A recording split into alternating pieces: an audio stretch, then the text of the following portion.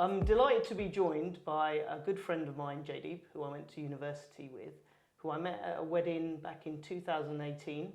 When we had the usual conversation around what is it you're doing now, he proceeded to tell me what company he's working for. So, Jaydeep, can you tell us a little bit about what you're doing at the moment? So I moved to India in 2006 to work in the social sector.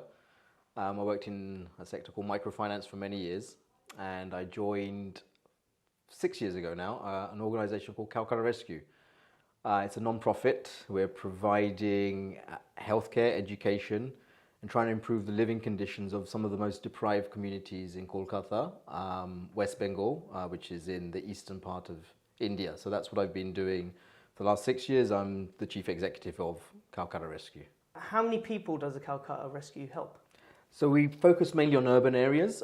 So we've got a presence in around 50 slum communities within Kolkata.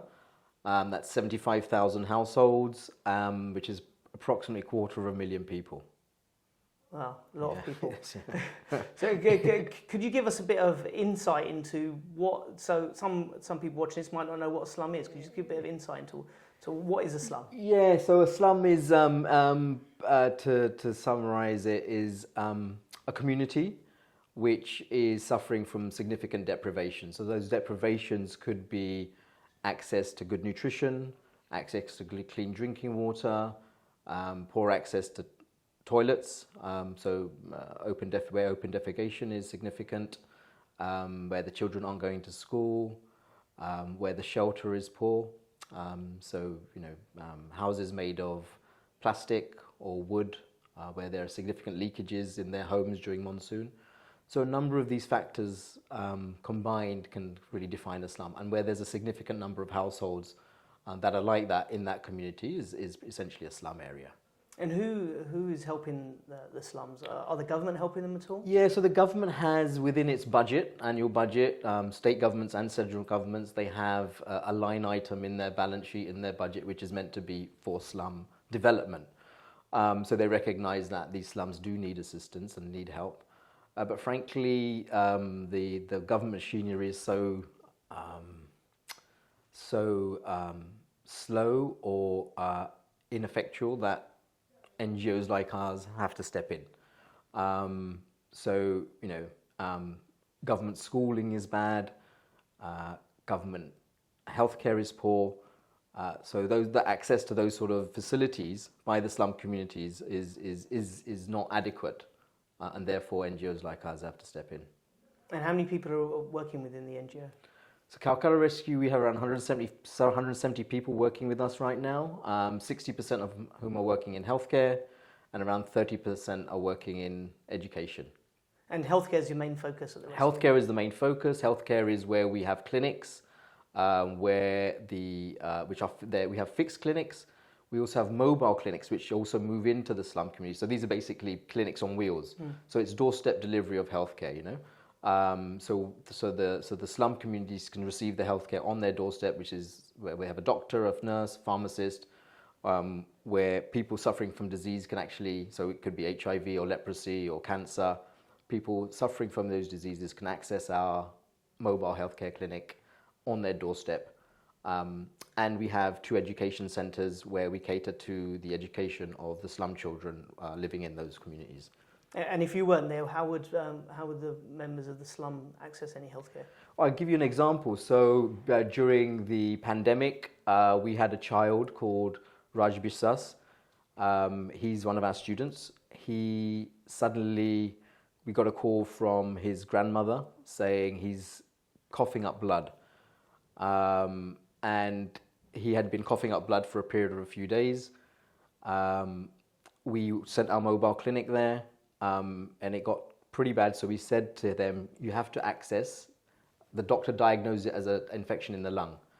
So we said to him, you have to access the government facility, which is a TB clinic, because we suspected it was to do with TB. The doctor suspected it to do with TB. We pointed him in the right direction. So we don't try to replicate the government service. Where there is a government service available, we would direct them towards that service. So in this instance, we directed him towards the TB clinic. They went to the TB clinic. It was closed. They went a number of times. They were told to come back several days later, and this happened over a period of about a week to 10 days, where he was sick, his condition was worsening. So in the end, we brought him to our TB clinic. We have our own TB. It was further away. We got him treated. He went on 6 months of medication, and then it was found that he had an infection in the lung. It wasn't TB, but a significant infection in the lung, which could have really got significantly worse. And so within 6 months, he had recovered. But if we hadn't been present, it would have been, his access to the government facility was, it wasn't there. So we had to step in at that point. And healthcare, I know, is the main primary service that the rescue provides. Can you just give us a bit of background around why health is so important for the rescue and about the founder? Yeah, so for Raj Bishas, I mean, that this child I mentioned, if Calcutta Rescue wasn't present, so firstly the government facility was inadequate, and if Calcutta Rescue wasn't present, the family probably would have been forced into selling off an asset and getting him selling off an asset, dipping into savings to try and get him treated through a private system. So the poor in India, most of them when the government service is inadequate, they sell off assets, or they dip into in their limited savings, or they get into debt. So this is called distress financing, right? So distress financing. So what ends up happening? You get sucked. You're already in a very difficult situation. You get further sucked into poverty, and therefore, for a household to emerge out of that becomes even more difficult. It's difficult anyway, and then you get sucked into a point of no return. So therefore, it's really important for our organisations to exist. And this was sort of our founder, Dr. Jack Prager. He had observed this very early on in West Bengal, that this was a need, and so he started this service about 40 years ago now, setting up sort of pavement clinics, sitting on a biscuit tin. Setting up a clinic with bamboo poles and a tarpaulin. Wow. And he had just lines of people waiting to be treated by him, and then gradually he formalized the organization into today what is a very good sort of organized structure, Calcutta Rescue. And how long was Dr. Jack working at the rescue for? He was working up until the grand old age of 89 years old. He retired just before the pandemic, which was 2019. He came back to the UK, which is where he is from, and he'd lived in India since 1979 in Kolkata. Having done this, and even at the age of 89, I would go around with him walk around the slum areas, and he would peer into the huts of the community of the people in the slum, say, "Apnara shob thik achen to? Are you all okay?" He could speak Bengali, and they would say, "Yes, we're fine. Hamra thik achi." Or he would often find a patient. And in his younger days, that he was found to sort of just carry patients with his bare arms and sort of take them into the hospital. So that's the nature of the man. And Calcutta is famous for, as we all know, for famous is the wrong word, probably infamous, but Mother Teresa, obviously set up in Calcutta. He had worked quite closely with her at one point, but he felt as a medic, his desire to actually cure people from a medical standpoint wasn't necessarily being implemented in the missionaries of charity, and so him being secular and non-religious, he wanted to start up Calcutta Rescue. And they're very sort of there are a lot of parallels between the two people. Mother Teresa, everyone knows, has become a saint, but many people who know Dr. Jack as well feel he was equally as or had an equal impact on the city of Calcutta and West Bengal as she did, in terms of the impoverished, but not in terms of global recognition. He's not been recognized at all throughout his life. So, but he's not bothered by it. But it bothers a few of us that he's not. No, from what I've read and what I know about him, the impact he's had is unbelievable. Yeah, and he was always happiest when he was in those communities. He was most content just working with them and treating them. He always said, that's where I get the most satisfaction in my life, is being So that was the nature of the man. Is incredible. Well, where can people find out more about Dr. Jack? Dr. Jack, there's a documentary film about him on YouTube, so I can circulate that to you. The link. There's 2 books that have been written about him, so we can. Who wrote the books? One book has been written by a guy called Jeremy Joseph, and which the introduction of which has been written by Ben Kingsley, the famous actor, in which Ben Kingsley does make a direct comparison with Mother Teresa, saying she has rightly won many awards, but it's also time to recognize Dr. Jack and his achievements and his contributions. Amazing.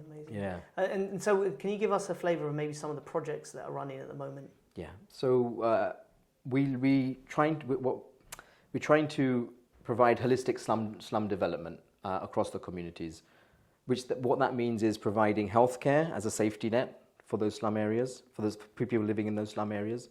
Provide education so that the kids in those slum areas have a route out of poverty.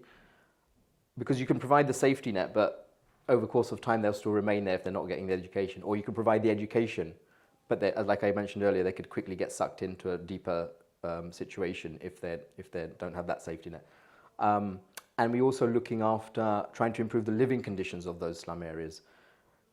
The reason we're trying to improve the living conditions, which means access to water and access to sanitation, is there. Even in urban Kolkata, you have significant open defecation, for example. In a couple of the slum areas, it's almost 100% open defecation. So what that means is a slum of about 200 households are openly defecating in the canal, or a slum of around 300 households are openly defecating on the railway track because they don't have access to toilets. So there's no point in Calcutta Rescue continuously providing healthcare services if the conditions of that slum area are so poor. Bad, yeah. And equally, if drinking water, if they're collecting drinking water from wells which are very, which can lead to sort of arsenic poisoning and cancer and diarrhea for the children, then there's no point in sending a doctor there periodically. So we're trying to improve those living conditions. So these are the 3 verticals, which is healthcare, education, and improving the living conditions of those communities, which we're trying to. So that provides that holistic development of those slum areas. And the way we measure whether we do periodic surveys, so we know what are the exact problems in each of the slum areas, and therefore we can target our interventions. And we, over the course of time, do another survey and see whether those interventions have worked or not, and whether whether deprivations have reduced. So that's how we're sort of targeting our intervention, as well as communicating to donors like the Push Group. Look, we were here, and now we're improved the situation. We're now moving in the right direction. We're over here. So we can, there's a number of ways. So these are the projects we have a few funders who are adopting slums. So they're adopting slums, saying we will look after all of healthcare, education and living conditions for this particular slum or these 2 or 3 slums, or we will look after the healthcare of a number of slums. So you can either adopt slums, you can adopt interventions, and we can sort of mix and match and do it that way. And so if people wanted to get involved to make a donation, or they wanted to volunteer, where should they go, and how can they help? So we have a website, calcuttarescue.org, where you can donate online, depending on which countries you live in. So that's online, that can be done. And we have, as far as volunteering goes, Calcutta Rescue is really dependent on volunteers. We have our team in Kolkata, but we have very active volunteers all across the world, a lot in the UK, a lot across Europe, Australia, and North America. These volunteers help guide our strategy, they help guide our healthcare programs, they help guide our education programs. Had it not been for our UK doctors, so we have doctors based in the UK, had it not been for them, we would never have got through the pandemic, because the UK was 3 months ahead in terms of where the pandemic was and where we were. Our UK advisors, who are volunteers, the doctors were telling us, right, you've got to readjust your clinics, you've got to set up perspex screens, you've got to do social So distancing. we're ahead of the curve. Yeah, so we were really ahead of the curve, and that was our volunteers who were guiding us in that sense. So there's a number of ways that people can contribute, not just through money, but through volunteers. And I think because of the very open organisation, we realise, and we're trying to solve very complex problems. We realise just the team in Kolkata who don't get paid market salaries, we're not equipped to solve these problems on our own, and so we rely heavily on the expertise and vision of others, so particularly our volunteers. So you can also sign up for volunteering on the website. Oh, excellent. What do you find most rewarding working for the organisation? You know, when I see like this boy that I mentioned, Raj Bishas, when I see him recover and go back to school, and I know it's been a couple of years since he had the incident. When I see him sort of passing his exams now, that gives me a lot of satisfaction. I tell you what, the other thing, Ricky, is that seeing our beneficiaries move themselves up this,